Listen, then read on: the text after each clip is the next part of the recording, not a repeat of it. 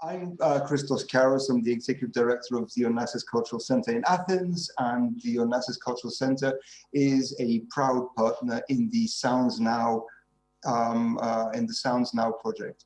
It's my pleasure to be here for this panel and to have a wonderful group of people to be talking with.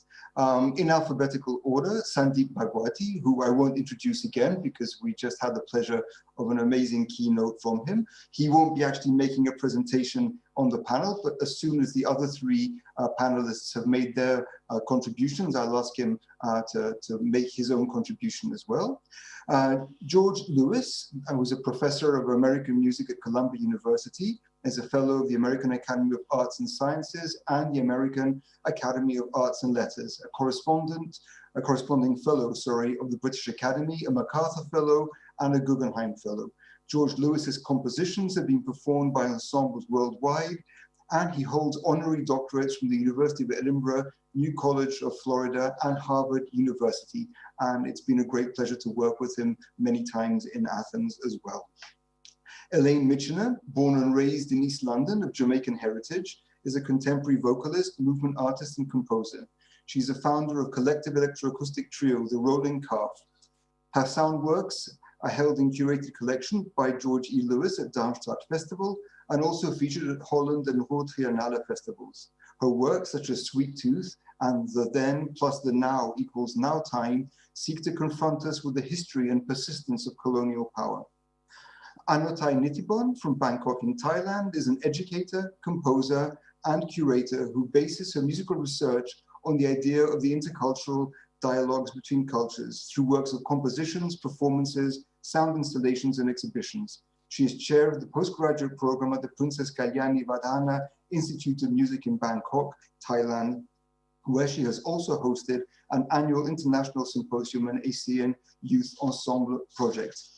So, welcome to everyone, to the panelists. Great to have you here. It's such a tremendous pity that we can't be all together in Berlin, but thanks to the organizers for inviting us nonetheless. I'd like to start with a few very basic and preliminary thoughts about what I understand by decolonization, and then get the discussion going with the presentations by the panelists.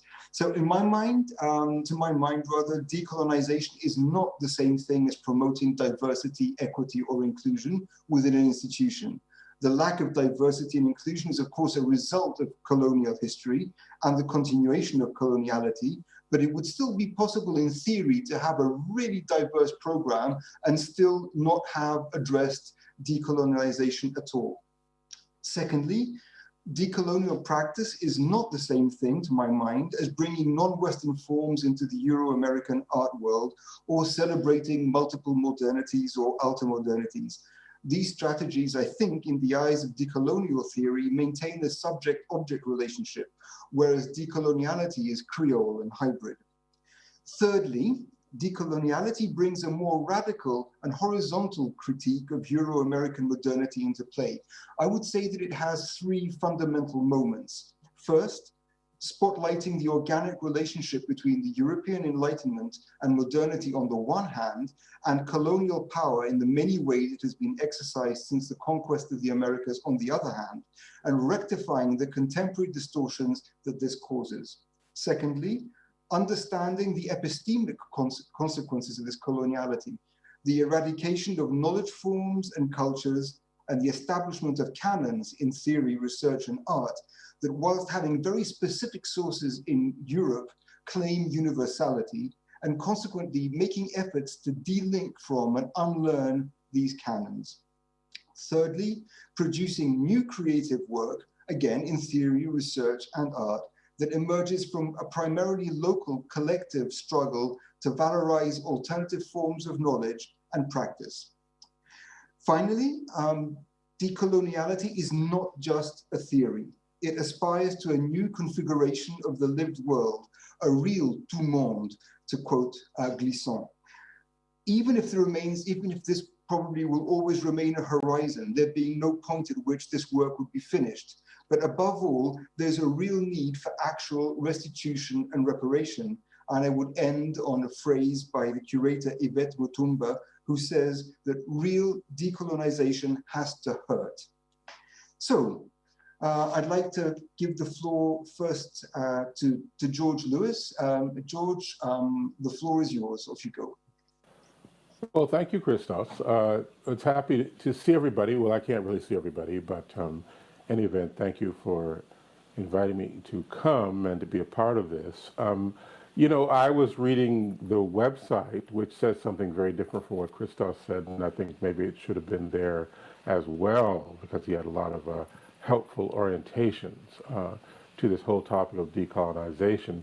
But I was actually responding to the earlier, this sort of curating diversity business and this very hopeful narrative about the need for keeping the discourse on diversity in contemporary music in Europe alive, which was surprising me because I thought, is it in danger of dying? Well, maybe it is. I mean, because really, I've also started to consider the possibility that diversity discourse, you know, it's made a lot of progress, but it might have reached its peak. And I know a lot of people among us were just getting started with diversity, and now to have somebody come along and say that it might already be all over, you know, it's like, it could be annoying, but you should hear me out. You should hear me out on this. I mean, I've been hearing about diversity for a really long time, you know, and over the decades, just to give you an idea of the time frame, I have experienced a lot of skepticism around the term and how institutions deploy it. I'm thinking about Sarah Ahmed's wonderful book, where she talks about implementations of diversity discourse by institutions. I've noticed this, and also in my recent work, seem to tout diversity's gender face while hoping that no one really notices or cares about the absence of discussion of race and ethnicity. And that's particularly the case in Western Europe, where gender statistics are more readily available than other demographic vectors, and often the refusal to log race and ethnicity outcomes, people seem to justify it because it, you know, promotes national unity or avoids those nasty identity politics. But as one scholar put it, the negation of these identities may be just a tactic for consolidating the position of dominant groups, and certainly in a decolonizing discursive environment, you have to consider these kinds of tactics in the way that governments and other kinds of institutions use what this scholar called the choice of ignorance to avoid really coming to grips with some of the, avoid scrutiny for their actions. Because really taken historically, gender and ethnicity, race, they go together. I think people started calling it gender race now. And under any colonizing regime, it's women who bear the brunt of this oppression, but the oppression is also experienced intersectionally, that is with race. And so we have to think about that in the sense that progress on gender alone isn't really enough, and we should be suspicious and really impatient with those who insist that we can do gender first and do race later. I mean, you know, Martin Luther King already wrote Why We Can't Wait, so we should think about that at the very least.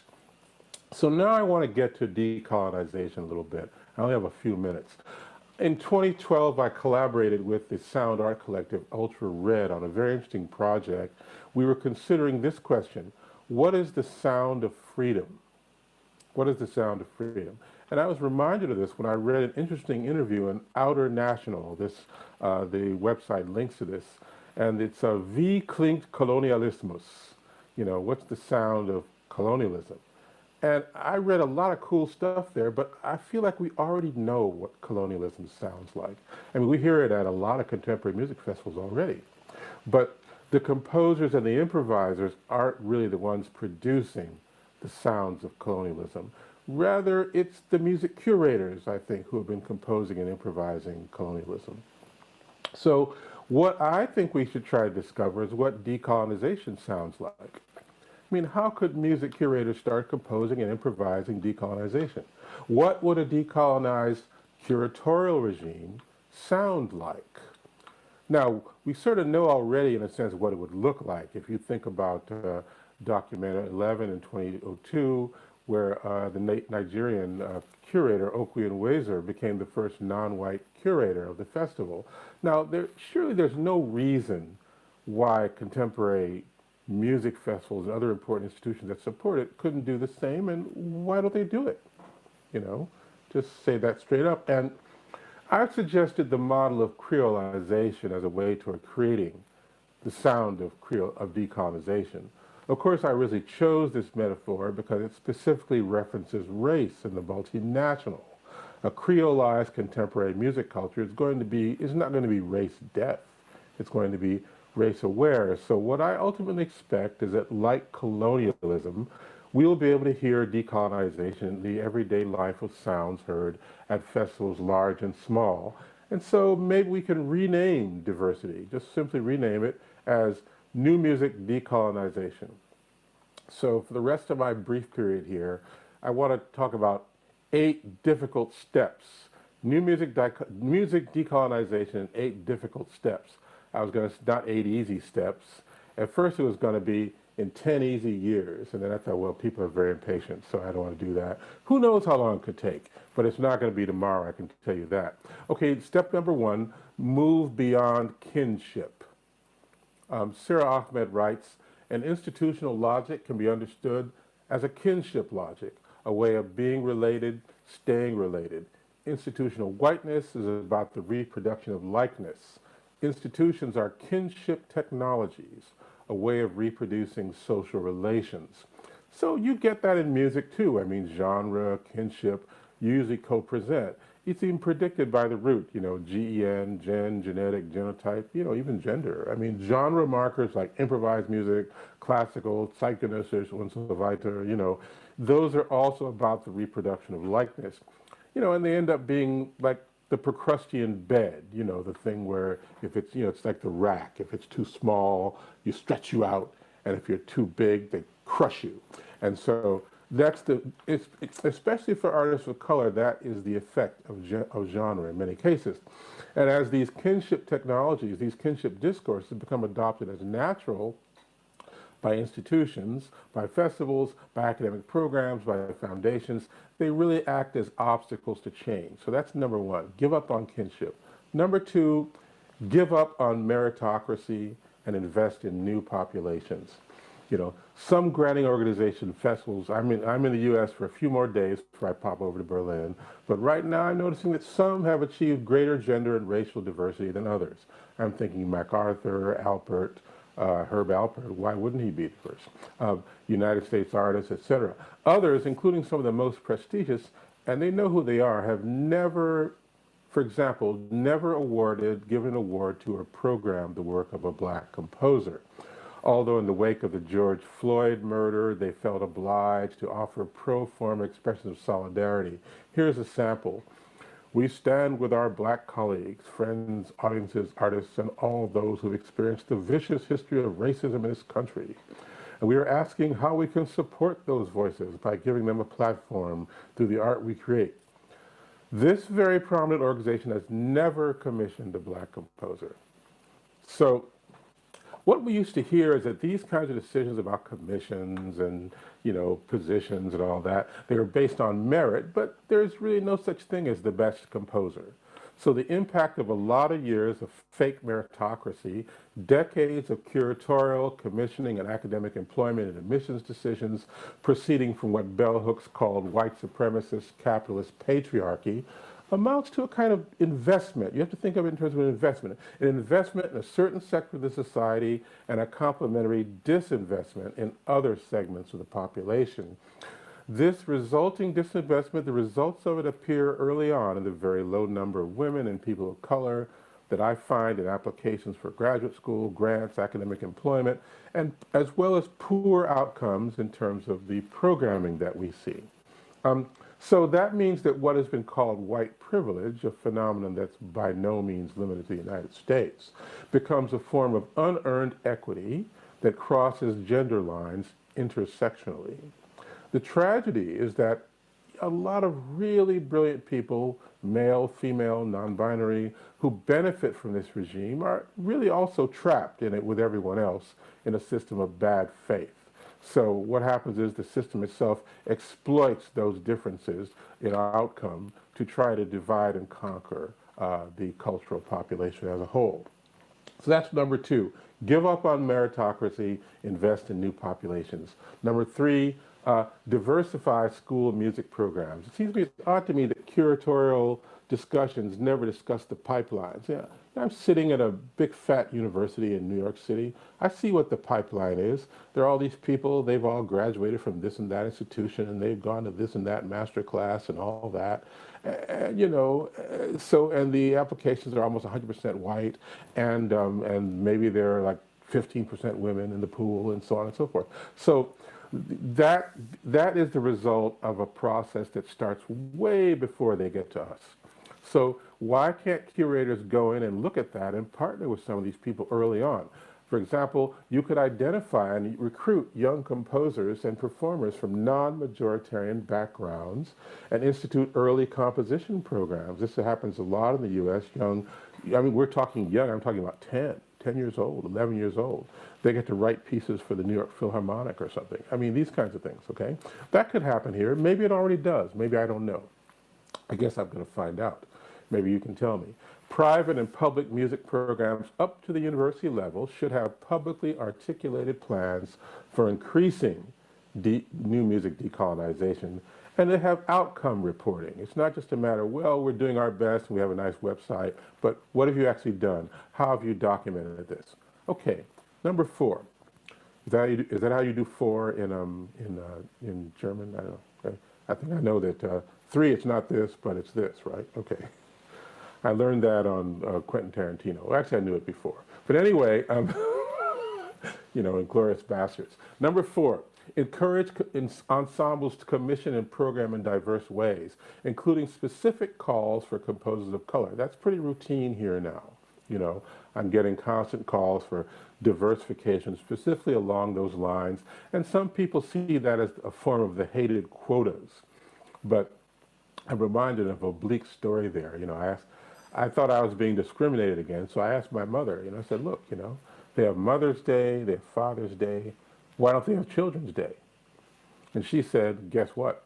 Every day is Children's Day. So rather than being a victim of discrimination, I was actually taking for granted being a beneficiary of all of that daily attention. So in fact, it's this, to actually call for these kinds of specific things are a means of actually doing decolonization. Okay, number five, I don't know if that's happening, maybe it is already. Make diversity a part of cultural policy. U.S., we don't really have a cultural policy, but in a lot of European countries they do. And so I'm wondering what responses, I read this in a German magazine, what responses have the European cultural sectors made to the Black Lives Matter movement? I saw a huge demonstration a couple weeks ago supporting that. What's been the response of cultural organizations here? Have there been any public plans? Have there been any institutions?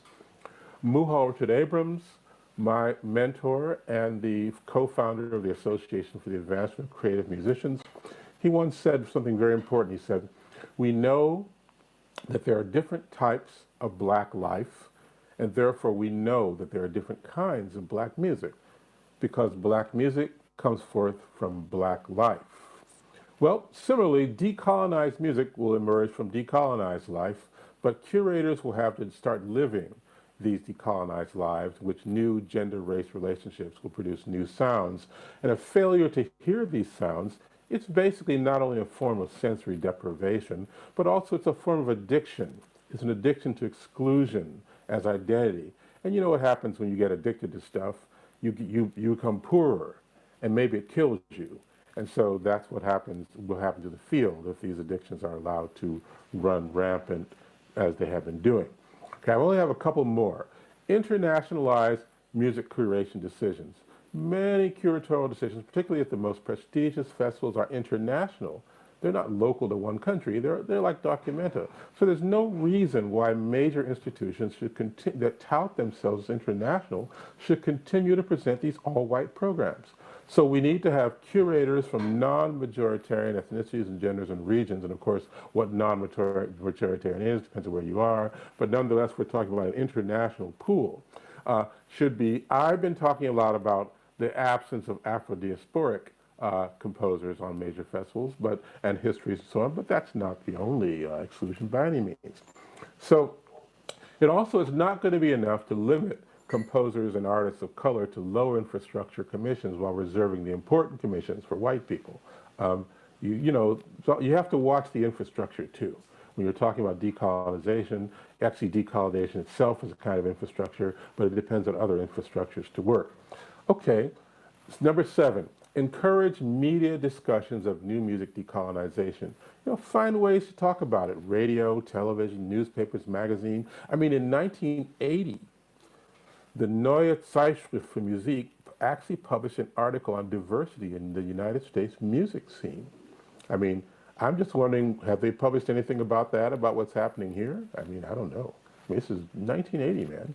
Okay, the last one, change of consciousness. This is where I'm going to end up.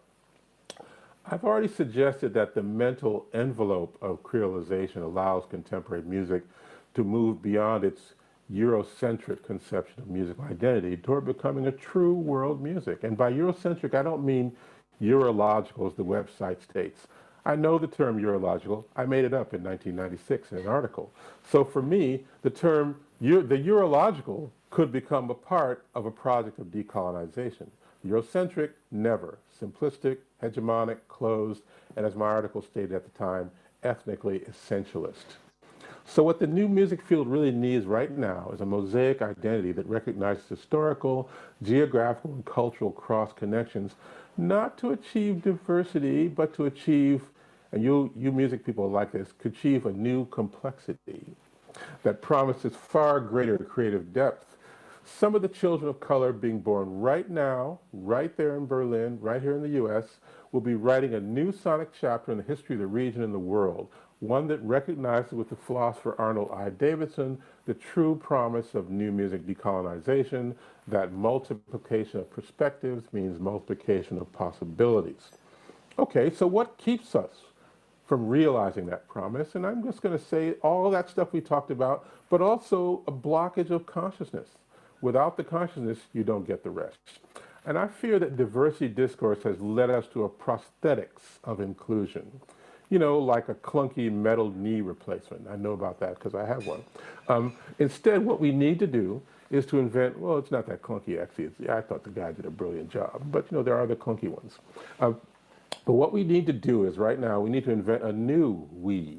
And I saw this on the website too. I said, wow, who is this we we're talking about? We need a new we that understands contemporary music, not as a globalized pan-European white sonic diaspora, but more, maybe more like the blues. Everybody plays it all around the world. And if this new we can embrace our future, even with all the turbulence it entails, if we can place ourselves conceptually in that situation of a Creole, we can reaffirm a new kind of common humanity in the pursuit of new music decolonization. Was that too long, Christos? That was just right, George. Are you sure? Anyway, it's over regardless. Yes, okay, that's great. Thank you very much. Condensed to the point as always. I propose that we hear from all the panelists and take the questions at the end, so we have a better management of the discussion and a better exchange. So I'd like to ask Elaine to take the virtual floor. Elaine, over to you. Hello everyone. How to follow George, because you have eruditely and eloquently covered lots of the things that I've been thinking about but couldn't express as well as you have done. So I'm having to modify what I thought I was going to address, but it's all connected. And I was thinking about box ticking and tokenism and other dangerously lazy programming ideas, which, as someone who has been on both sides of the desk as a promoter of composers of contemporary new music in the past, and also now the, for me, happier side of the desk as a performer, I've seen firsthand and experienced firsthand all of these things, which I understand why they have happened, but it doesn't make me very happy.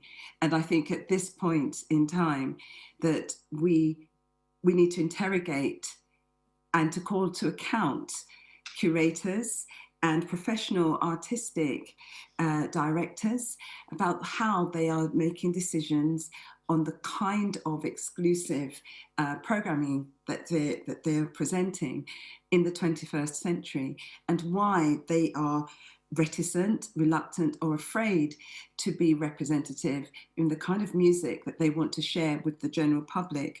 And that public, I'm thinking, who is the public that listens to contemporary new music? Well, they mostly do not look like me, but they would consider themselves to be completely liberal and opening and welcoming. But actually, you scratch the surface and perhaps not so much, because if you start to introduce other music, and I'm thinking about what George was saying towards the end of his talk about making it more universal in terms of what does contemporary music mean?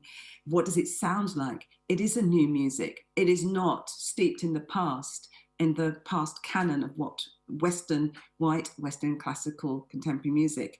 And there is a platform for these new expressions, but it will take brave curators, honest curators, to go ahead and program this works. And if you do this out of a real love for the music and a curiosity for a newness and an integrity, then you won't suffer from box ticking or tokenism or other dangerously lazy programming ideas.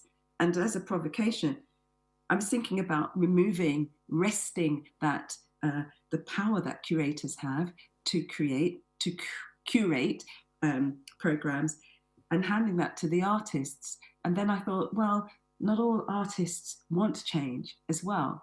They want to stick with the music that they are famed and known for. But there are artists out there who are connected to a new music, and they then have the power to advocate for that music and discuss and argue and have it programmed in festivals.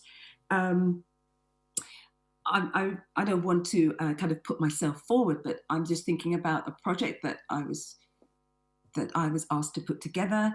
Well, not a project. I was invited to present a piece at a major German festival, which hopefully will happen in a few weeks' time at Donaueschingen.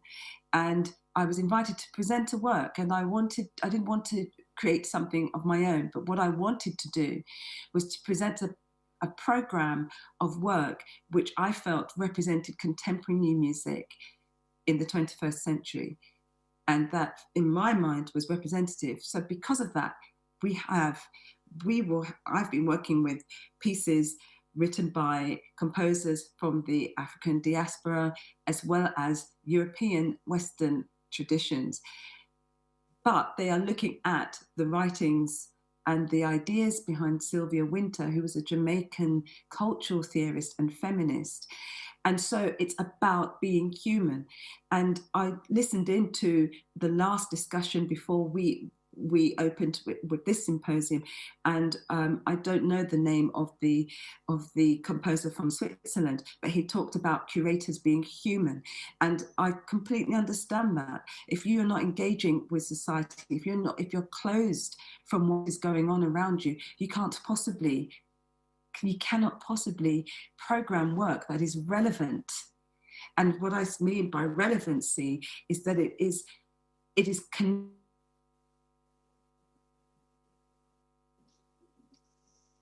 Elaine, we've lost you, unfortunately.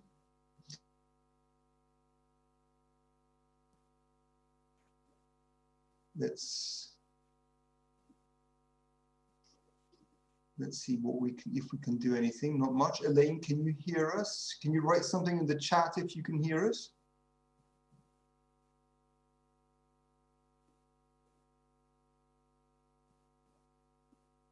Okay. Right. Well, what we'll do then, maybe Elaine, you need to reconnect. Good. So while we're waiting for Elaine to reconnect, Anothai, could I ask you to step in and rather, let's see, just see if she's going to reconnect immediately. Let's give it just 15 or 20 seconds to see if she's going to get back straight away, or if her problem is more more long-lasting.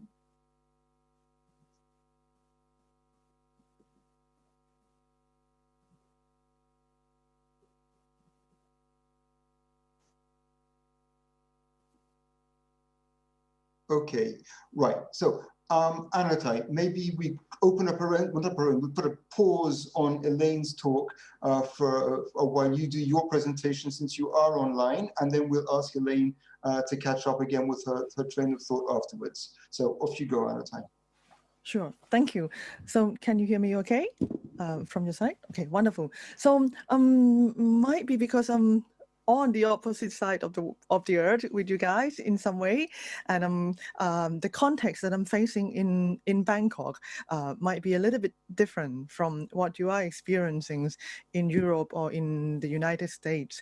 But somehow I really love what Professor Lewis mentioned, that maybe there's certain things that education can help, and whether I also witness many times the festival in Europe when I attend, that there's always this kind of consistency of being, as you say, like white male, well educated, and the one who really kind of like make decisions for all of us what kind of new music we should be hearing. So maybe this time if I can show a little bit of the presentation, because I guess the context of what we have here in Bangkok might be a bit different. So if I can share my screen just a little bit.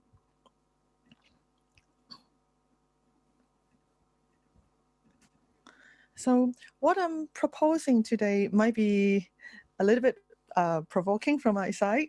Myself,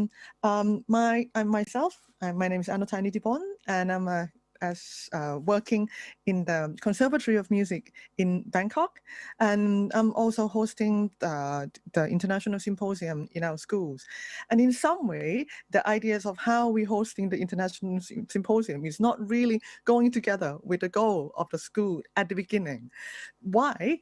Because in 2013, the government of Thailand decided that they want to recreate a new Conservatory of Music in the like of the Paris Conservatoire 200 years ago. And this is what they wanted. And these are the realities that we have around the schools. So in some way, this is kind of really a good place to start this kind of thing. So is the idea of colonizations, where does it begin? Sometimes even when the era is over and people still think that this is the value that they are looking, that they're after, then what can we do? So again, this is the kind of like the musical context that we have in Thailand.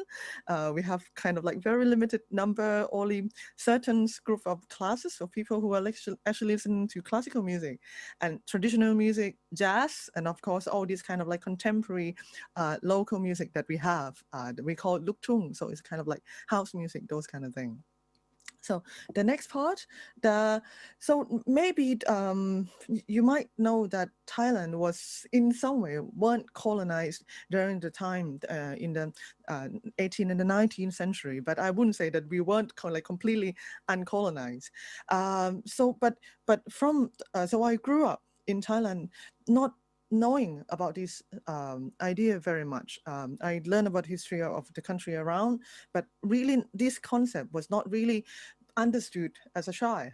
So we thought we weren't affected by this.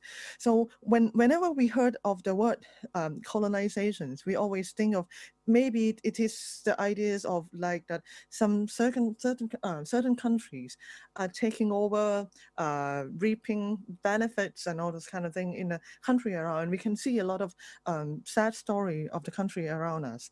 But looking back at history a little bit, when we talk about colonization, then you see this video, and especially if you see it in a very big spans of time, you know that at one point Thailand was a conqueror of another country. We're actually taking out resources from the country around us. At one point, maybe just a few hundred years later, then another country also taking over. So the idea of can we ever finish being decolonized or not, and especially of these current days, and in this region where we are really abundant of resources of food and everything. So I think, and people are very easygoing, so we looking quite delicious for any superpower in the world at the moment. So we really kind of wonder whether this era of decolonization can we ever finish one before the next one started or not. So, and of course, we have a really long traditions of Hinduism coming from India. But what interesting is that these are the kind of the core traditions we have in Thailand. But because of that we weren't colonized, this root is still here with us. And somehow the idea of social classes and the idea of the leader of the country as a deity is still very much in the core of our country. So that's also another discussion. So just kind of give you a little ideas about this, about where Thailand was at that time.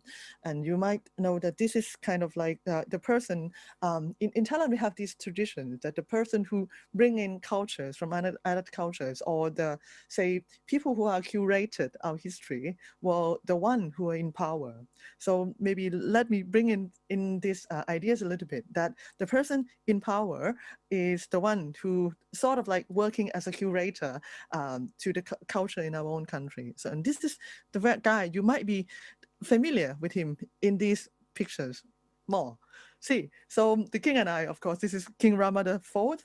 He is at that time already sensed that there are certain threats happening around Thailand.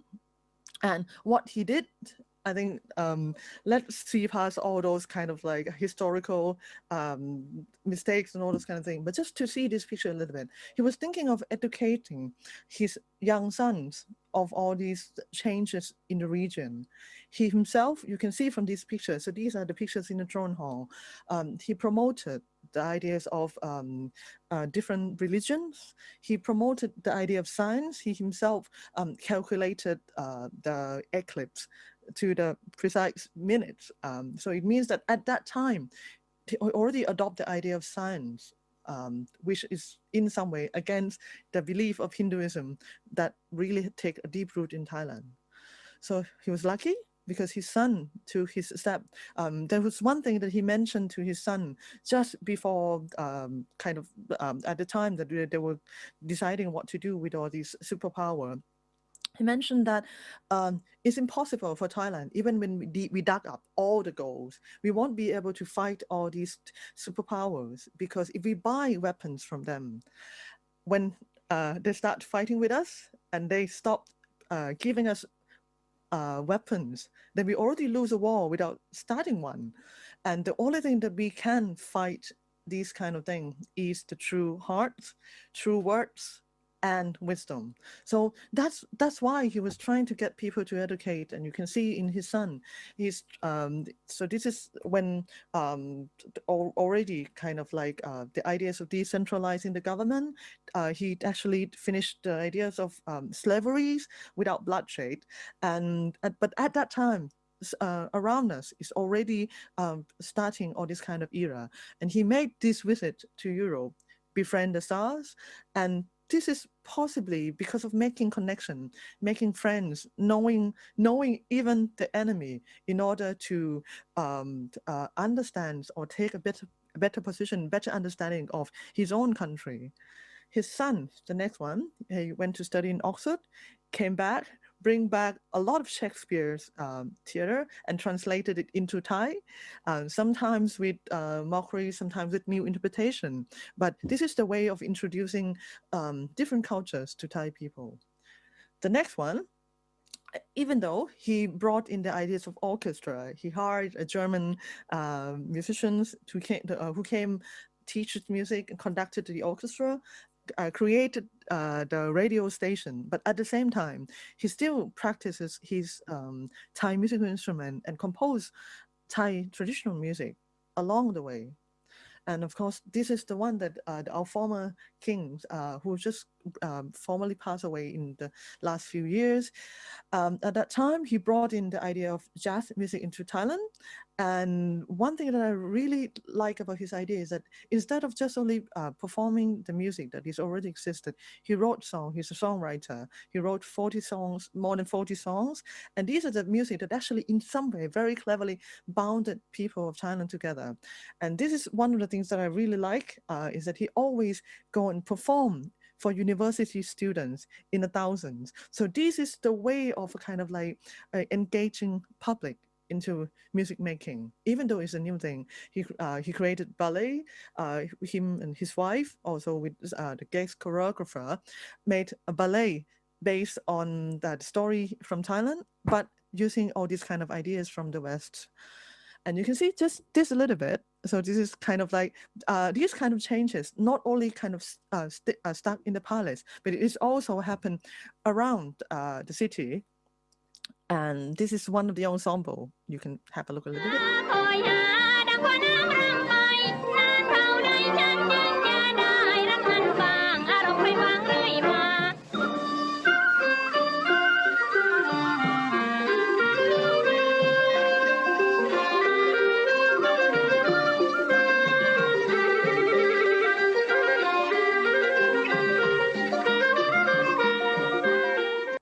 You might notice the gentleman who played clarinet, that was Benny Goodman. So in some way, it's not just only adopting all these kind of music or new ideas coming in, but he's also constantly making exchanges. And you can see that the guy who played the flute, the pan flute, he sort of like feeling a little bit challenged by the new cultures that's coming in, and he wants to kind of like compete musically in a friendly way. So this continued to happen, and I think what I can learn from these people who are in power, but at the same time are working almost like a little bit of like a curated cultures that coming into Thailand, this still continue. You can see nowadays that the older people are teaching, working together with the young people, creating all this kind of music. You can see the older generation learning about technology in their own way and try to work with the new generation using their knowledge and learning new things all the time. We have in some case, like one of our main teachers here, Ajahn Bruce Gaston, he's actually an American. So in some way, he took the ideas of being an outsider, come in and questions a lot of things about Thai musical traditions. And then from those questions, from those challenges, then he grew a big group of lecturers of who actually really prominent Thai musicians that are now changing the history of Thai music nowadays. So in some way, having the outsider is also very helpful. And of course, when you have people in power presenting certain music into the world, into the society, it's always the challenging side. We still have some people who felt that only certain kind of music, certain kind of values, if you want to be a good musician, you have to go and perform in music variety. It's still very much the value of some certain places. And these are still a challenge that we have to go and we have to keep negotiating in the future. So what can we do as, in my case, as an educator and also a curator?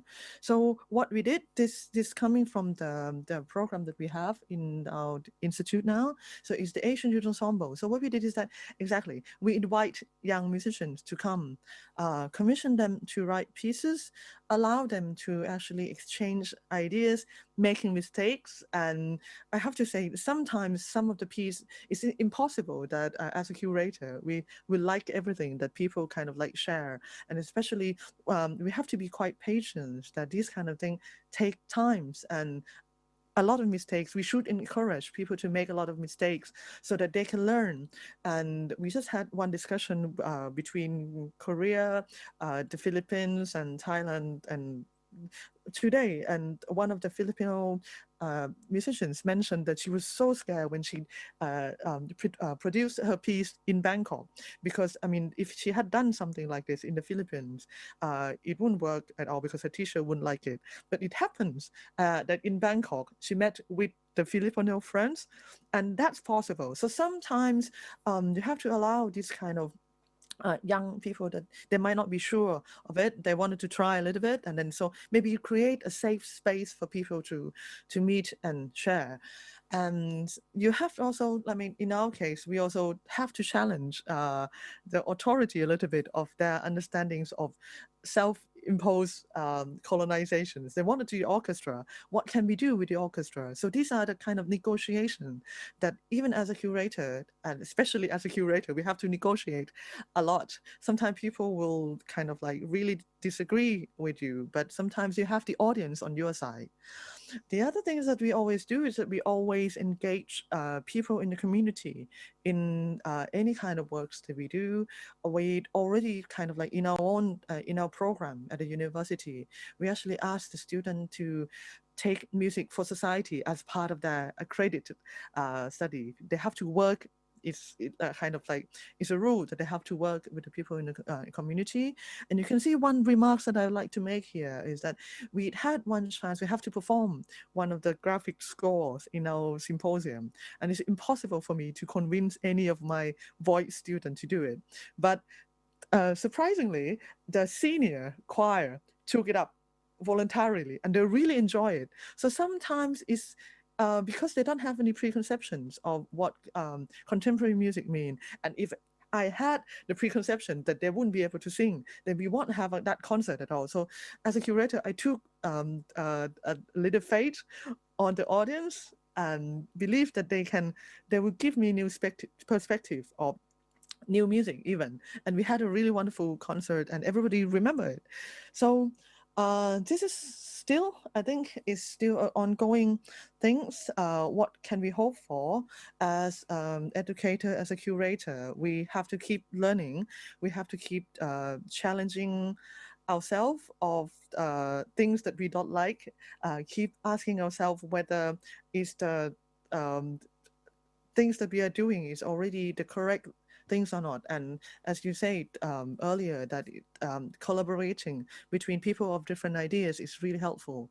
And I started in the recent years to invite my students to be a co-curator for our symposium in PGIM, and the result was really interesting. Every time I felt that I really can learn a lot from them, and you can sometimes you see how what kind of things they actually wanted as their future for the music environment that they wanted in the future. So I really encourage, it is a really wonderful things to do that. And maybe I guess it's important to teach already the student at the very beginning of their undergraduate that there is these kind of concepts that they have to try.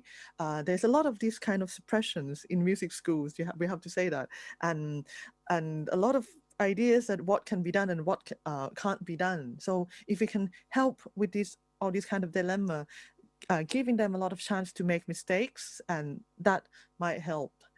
So do you think I have just maybe two more minutes? Anothai, we're running a bit late. Okay. Yeah, that's it. Then it's done. I think if we're going to have time to discuss a bit and take questions from the audience and other panelists, maybe. Okay, then I stop there. We can stop there, and we can obviously we'll be discussing. Unfortunately, Elaine is with us. Where is she? There she is. Okay, Elaine, please try and pick up where you are. If we can, we have to sort of get to to Sandeep and the Q&A in about 5 minutes or so. Of course. Yeah, what I'm trying to suggest is that we go straight on to questions, and then I may be able to, in answering, if anyone has a question for me, I might be able to include some of the things that I wanted to say before I was rudely interrupted by Virgin Media's rubbish broadband. So I am sorry I missed out on Anothai's presentation, but I'm glad to be back. Virgin Media. But if you want to sort of wrap up or just say one or two things, go ahead and we can take the questions then. Okay, my idea was that artist-led or artist collaborative curation with festivals can only open up possibilities for a more diverse and programming, and that's representative at all levels and is of relevance also to the kind of public and society that we are presenting to, and that we need to actually decolonize the kind of audiences that we want. And that is opening up the process completely. Right. Thank you. Sandeep, are you there? Are you in the, is Sandeep there? Yes, he is. Okay, Sandeep, would you like to pick up on some of the points that the other panelists have made before we move on to some questions?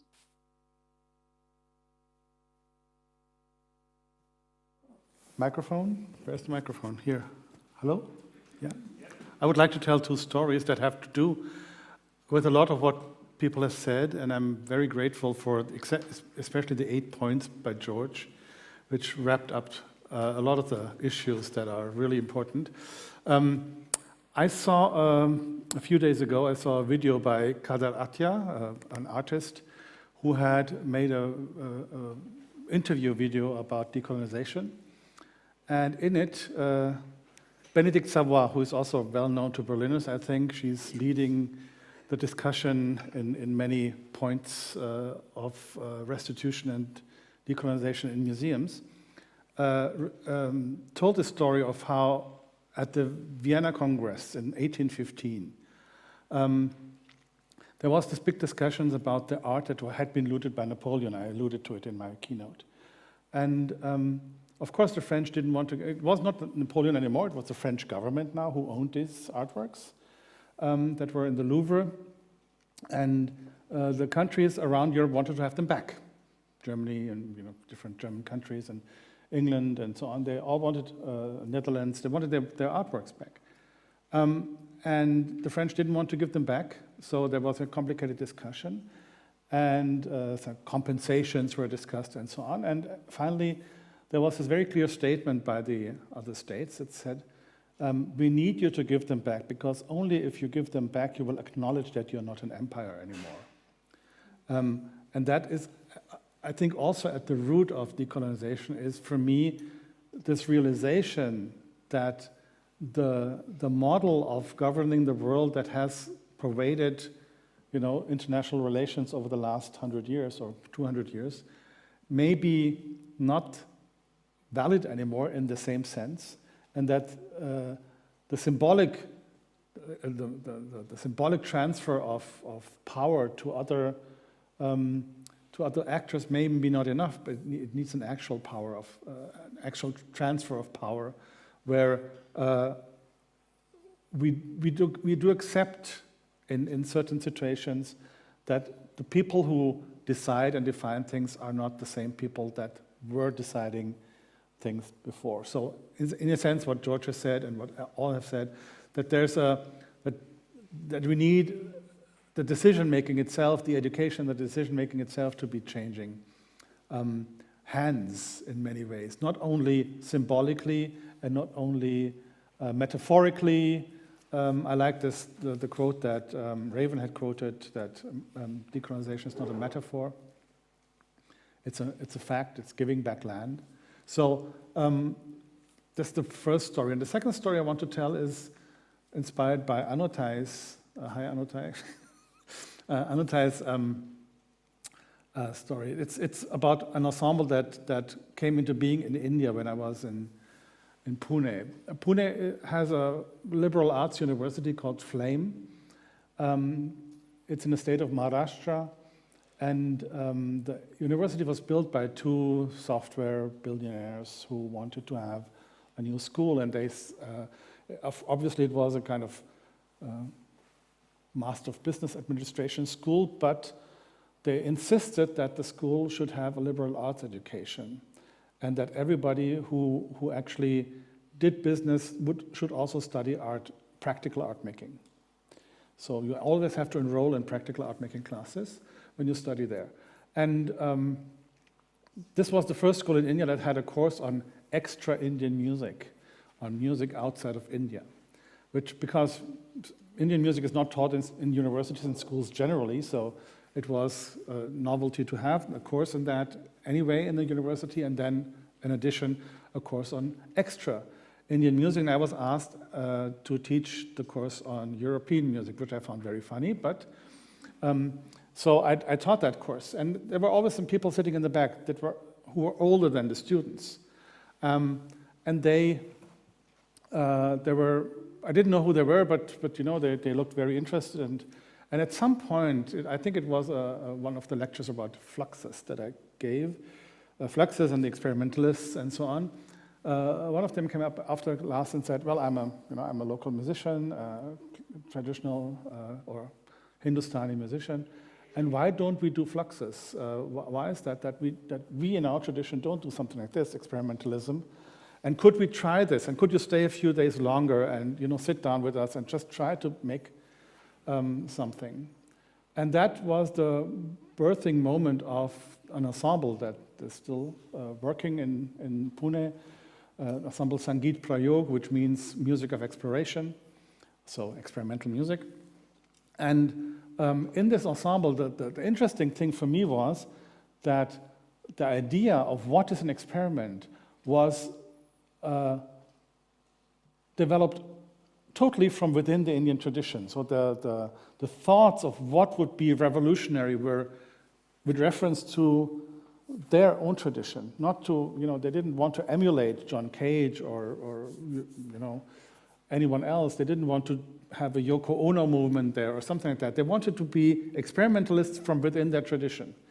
And they came up with interesting stuff. We recorded a little bit. And the thing is that when I play this to European curators or listeners, they think it's traditional Indian music.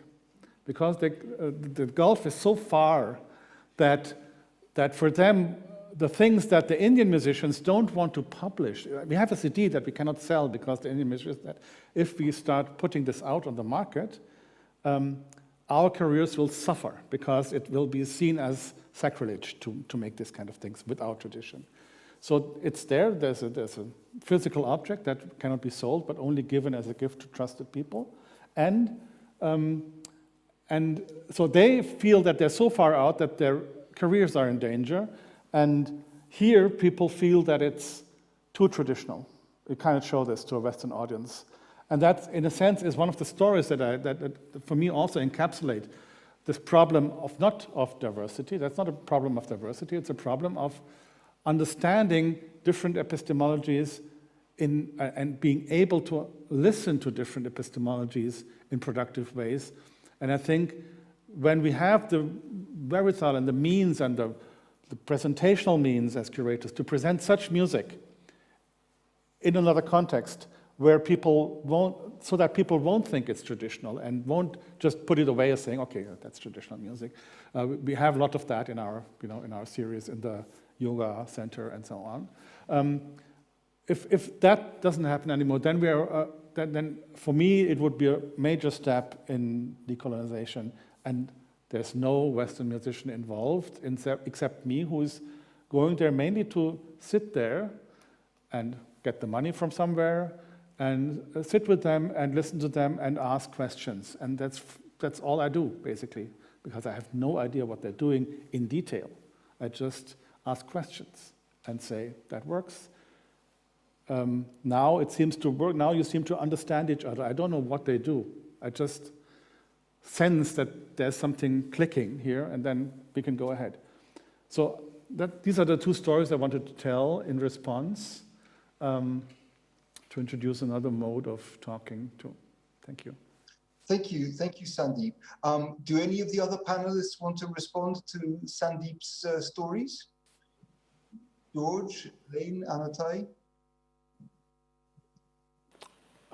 I recall, Sandeep, was that when you came to Columbia a couple of years ago? Was that some of the work that you presented?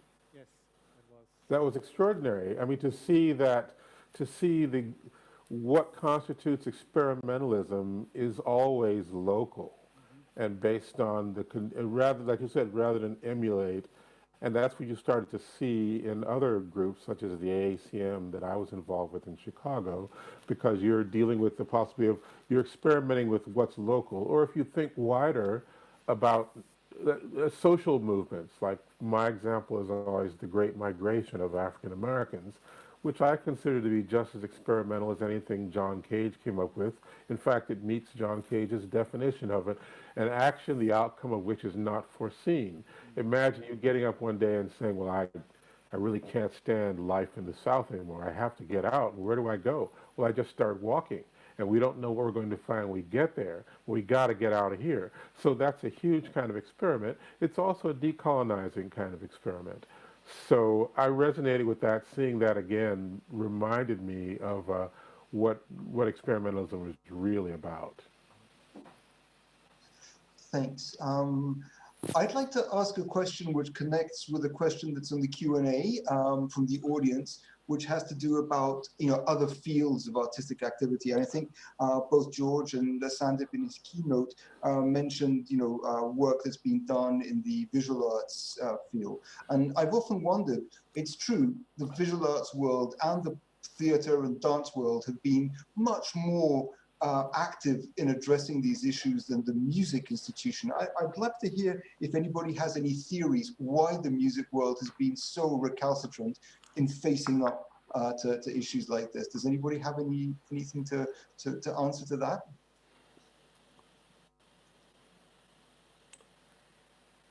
Well, I just talked. I always have an idea about this, but maybe someone else, if you know.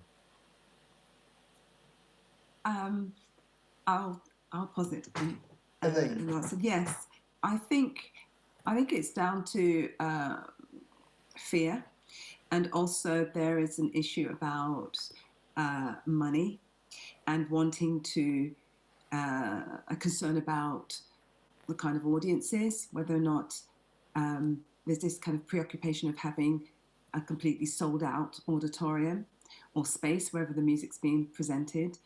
And it's a narrow and short-mindedness of those who are programming, really, the fact that they're not daring. And also there is this, it's almost seen as a ball and chain in some ways, in terms of this kind of holding on to the, what is now for me regarded as standard repertoire of kind of late 20th century contemporary new music, and this, but it can act as a ball and chain because they just want to keep repeating the same old thing. And for me, that's not new music. And in visual art, I've heard different things about contemporary dance, that it's not as open. In fact, I don't know if the dance world is that open. Really, I don't think it is. I think there's also this problem with, it's just what constitutes contemporary new music?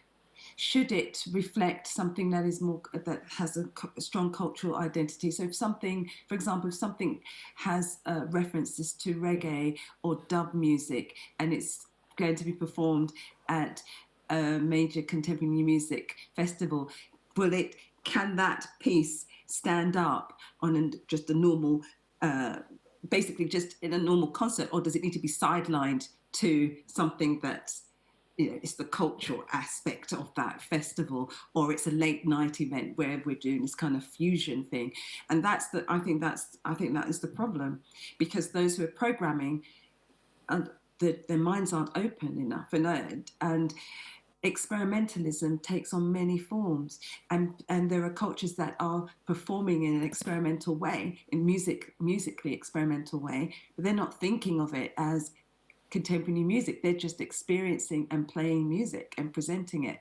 So if Western programmers, Western European programmers are unable to embrace music in its entirety, and then be imaginative enough to see, well, this could actually fit in a program that has, I know there's an issue of programming and balance, but that's the job that you've signed up for. Find a way to make it fit, find a way to present and to challenge, provoke, enlighten, educate. That's the job, that's what you need to do. And if you don't know how to do it, then bring someone else, get advice. Good point. Good point. We've talked about education quite a bit, and there's a question from the audience about education too. And you know, I think it's clear that we're living in a period of, unfortunately, of increased nativism as opposed to increased openness to, you know, to the other, where, you know, many societies are closing in on very retrograde ideas of very limited and exclusive identities. So the question is, how could an educational process, and how can curators and musicians help create a kind of creolized musical pedagogy, is the question, working from the ground up. Any ideas? Anothai. I guess there's two kind of problem. I think one is the pedagogical approaches that is done by the lecturer, and the other side is the institution, the ideas of what institutions of music is supposed to be. And I remember in another panelist in Singapore, the directors of one leading research music institute in Europe, he said, if you want to fix this problem, it's very easy. Just take out a lot of funding from all these music institutions, and they will wake up immediately. They will know immediately of how to fix this kind of, like, how to produce a new generation of musicians who are aware of this kind of thing. So that's the institutional side that is a problem. But I think in terms of pedagogical, one call, this leads to the previous questions as well. If you go to all these kind of local musicians, local music, they work a lot already with all these interdisciplinary. They have to work with dancers, or sometimes they also can do other art forms as well. And because why? And they have really close link to the society. They know the story of the society because they have to take those stories into making their own art. But if you're looking at the Western classical or contemporary music, there are too many layers. You have musicians, you have conductors, you have the manager, you have the curator. So before the musician can feel these effects of not relating to society, then it's too far and they won't feel it. So I guess the only way that you can wake up people in the education world is that get them to go outside, meet a lot of audience, speak to normal people, realize that musician is also citizen of the world, and that should solve a lot of problems, I think. Right, thank you, Anothai. We have very few minutes left, so what I'd like to do is take a question that DJ Modern from the audience has posed, and I'd like to ask you all to respond in 1 minute to this question, or 1 minute, which is classical music redeemable? So we'll take it in the order of the speakers. George. Classical music redeemable. Wow, is this like what is the lightning round? Is that they have that like right. game, yeah. like in game shows and stuff? Yeah, exactly. This is it. And I guess for me the answer is classical music capable of redeeming anybody? And I'd say the answer is certainly yes. I often do this story for my undergraduate students because they're not used to seeing someone like me giving a lecture on Schoenberg. So what I do is I do it like this. I say, look, it's a redemption narrative. I drank, I smoked, I fornicated, and then I heard, Opus 24 Serenade, and I was saved. And it seems to me that's exactly what happened to me at university, where suddenly I heard Alban Berg, and I thought, this is the greatest stuff I've ever heard, and I have to hear more of this. I'm just a kid from the Chicago ghetto, and that was the term they used back then. And so I think that any music can redeem you if you're in the mood to be redeemed. That doesn't mean when you get redeemed, that doesn't mean you get the keys to the church right away. Thank you, George. Elaine. I think I'm with George, yes. And as someone who grew up on an estate in the East End of London, where I come from a working class background, and I volunteered in my primary school, aged 6. I didn't know what I was volunteering for, but it was an elderly lady who came in and taught the recorder. So it was a lottery. And I wish that it hadn't been a lottery. I wish that all children would have the possibility to learn music. I was one of the lucky ones. And the fact that I was learning to read these dots on these lines, I hadn't come across them before. This opened up a whole new world for me.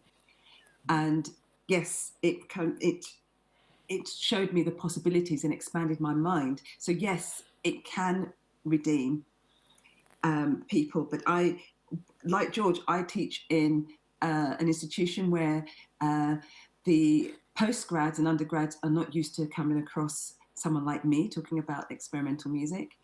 And for my postgrad composers, I taught a seminar titled Music That Should Be Felt, Not Heard. And the question was, you need to feel the music and allow that to move you, not just hear it. And if we continue to feel that music, feel classical music, it will mean something to us, and we'll be able to present programs that are of complete relevancy to everyone. Thanks, Elaine. Anothai, a quick response. Short, I think music, any kind of music can be redeemed, and music, each type of music can redeem each other, and each musician and the audience and all these people, we should learn how to allow music to redeem us as well as the person who are professionals in music. But don't forget that sometimes you need to be redeemed by music as well. So, of course, yes. Great, thank you. Sandeep? Yeah, I think the question asked if the music is redeemable, and I don't know if the music is the problem at all. It's not the music that's the problem. It's the system that maintains it. And I think that needs to re-examine itself. The glass house needs to be repaired or opened or something. But the music itself is not the problem. The music can interact with each person on an individual level, and that will continue. We have, we have music from centuries past that can redeem somebody today, and music from the future that can redeem somebody in the future. I don't think that's the problem. Right. Right. Okay. Well, we're out of time, I'm afraid. A quick word about what's coming next. Right now, for the people on site, there's a networking walk, which sounds much more fun than the online networking on Zoom that we're going to be involved with. But anyway, that's the way the cookie crumbles. And then at 6:15, there's the third panel, Archives and Transcultural Composition, Looted Music and Accessibility. So in the meantime, I'd like to really thank George, Elaine, Anothai, and Sandeep for having taken part in this panel. Thanks to everyone for having listened, and to everyone in Berlin for having made this possible. So thanks a lot, and see you later. Bye. Thank you very much.